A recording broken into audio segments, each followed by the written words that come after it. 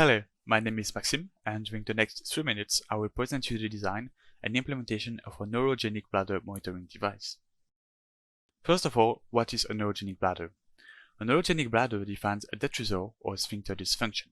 They can be related either to a neurological disease or to a condition such as a spinal cord injury. In both cases, the nerves carrying the messages back and forth between the bladder and the micturition center in the brain stop working as they should. Clinical manifestations include detrusor overactivity leading to incontinence and sphincter dyskinesia, which can result in irreversible kidney damage. A neurogenic bladder has tremendous repercussions on patients' physical and psychological well-being, but it also greatly impacts their quality of life, while constituting a financial burden on healthcare systems. Monitoring bladder activity is therefore today a top research priority. Patients would indeed highly benefit from a mini-invasive implantable device that can monitor the bladder activity and detect rising intravesical pressure or bladder fullness. Bladder activity can be investigated through deformation of its external layer. To measure this deformation, our commercial strain gauge is encapsulated in silicone in a clean room environment. This forms an anchor with hooks that provide a very good hold on the bladder external layer.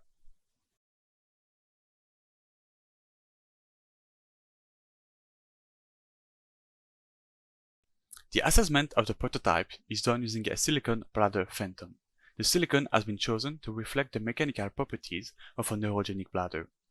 The Phantom can then be filled with air or water, and the strain gauge resistance is measured with a whetstone bridge, the resulting voltage being amplified and filtered. As you can see in this video, this strain monitoring technique provides a real-time assessment of the volume of air injected in the Bladder Phantom.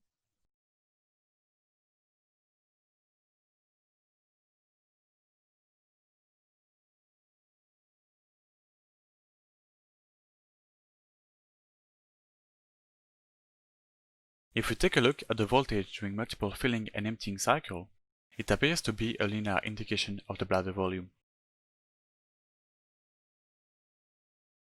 These preliminary results indicate that strain monitoring with direct access to the bladder wall through adapted flexible anchoring is a promising technique to assess bladder deformation due to fullness or overactivity. These findings obtained on a Phantom need to be compared with results obtained on an isolated bladder during ex vivo experiments. Other techniques such as EMG or pressure measurements are still to be investigated as well. Thank you.